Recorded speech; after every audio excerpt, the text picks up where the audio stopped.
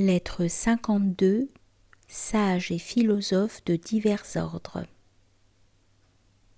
Quelle est donc, Lucilius, cette force qui nous entraîne dans un sens quand nous tendons vers un autre, et qui nous pousse du côté que nous voulons fuir? Quelle est cette âme qui lutte contre la nôtre, qui ne nous permet pas de rien vouloir une bonne fois? Nous flottons entre 1000 projets contradictoires. Nous ne voulons rien d'une volonté libre, absolue, constante. C'est, dis-tu, l'esprit de déraison qui n'a rien de fixe, rien qui lui plaise longtemps. Mais quand et comment nous arracher à son influence? Personne n'est par soi-même assez fort pour s'en dégager. Il faut quelqu'un qui lui tende la main, qui le tire de la bourbe. Certains hommes, dit Épicure, cheminent sans que nul les aide vers la vérité, et ils se donnent comme tels, comme s'étant tout seuls frayé la route. Ils les louent sans réserve d'avoir pris leur élan, de s'être produits par leur propre force. D'autres, ajoute-t-il, ont besoin d'assistance étrangère. Ils ne marcheront pas qu'on ne les précède, mais ils sauront très bien suivre. Et il cite Métrodore parmi ces derniers. Ce sont de beaux génies encore, mais de second ordre. La première classe n'est pas la nôtre. Heureux si nous sommes admis dans la seconde, car ne méprise pas l'homme qui peut se sauver avec l'intervention d'autrui. C'est déjà beaucoup de vouloir l'être. Après ces deux classes, tu en trouveras une autre qui ne laisse pas d'être estimable, capable de bien si on l'y pousse avec une sorte de contrainte. Il lui faut non seulement un guide, mais un auxiliaire et comme une force coactive. C'est la troisième nuance. Si tu veux un type de celle-là, Épicure te citera Hermachus. Il félicite Métrodore, mais Hermachus a son admiration. Bien qu'en effet tous deux eussent atteint le même but, la palme était due à qui avait tiré le même parti du fond le plus ingrat. Figure-toi deux édifices pareils en tout, égaux en hauteur et en magnificence. L'un établi sur un sol ferme s'est rapidement élevé. L'autre a de vastes fondations jetées sur un sol mou et sans consistance, et il en a coûté de longs efforts pour arriver à la terre solide. On voit dans le premier tout ce qui a été fait. La plus grande et la plus difficile partie du second est cachée. Il est des esprits faciles et prompts. Il en est qu'il faut remanier, comme on dit, et édifier à partir des fondements. Ainsi, j'estimerais plus heureux celui qui n'a eu nulle peine à se former. Mais on a mieux à mériter de soi quand on a triomphé des disgrâces de la nature, et que l'on s'est non pas dirigé, mais traîné jusqu'à la sagesse. Ces durs et laborieux éléments nous ont été départis à nous, sachons-le. Nous marchons à travers les obstacles. Il faut donc combattre et invoquer quelques auxiliaires. Mais qui invoquer? Celui-ci ou celui-là? Recours même aux anciens, toujours disponibles. L'aide nous peut venir de ceux qui ne sont plus aussi bien que des vivants.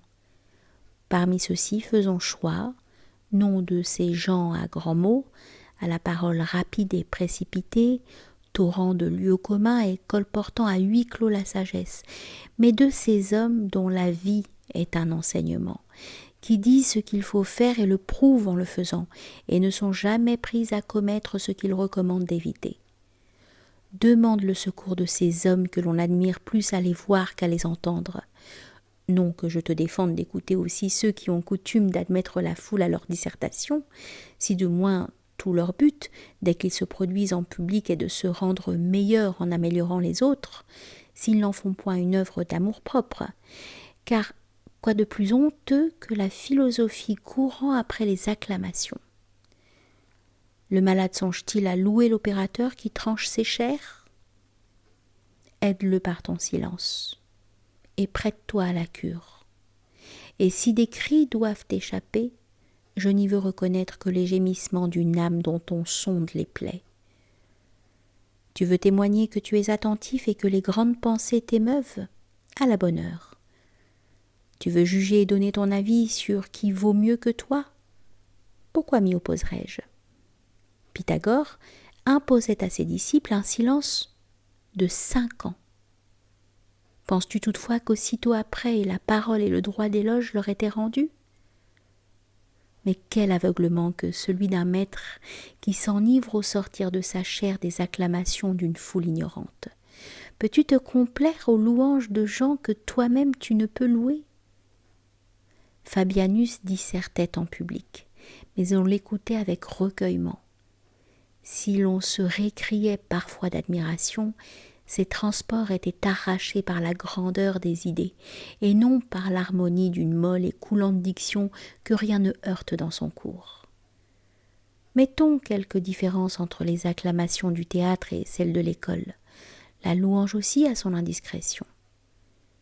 Il n'est rien qui, pour l'observateur, n'ait ses indices, et les moindres traits peuvent donner la mesure de nos mœurs. L'impudique se reconnaît à la démarche, à un mouvement de main, souvent à une simple réponse, à un doigt qu'il porte à sa chevelure, à ses œillades détournées.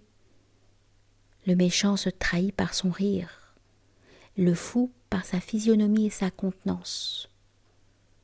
Tout cela perce en symptômes extérieurs. Tu connaîtras ce qu'est un homme à la façon dont il se fait louer.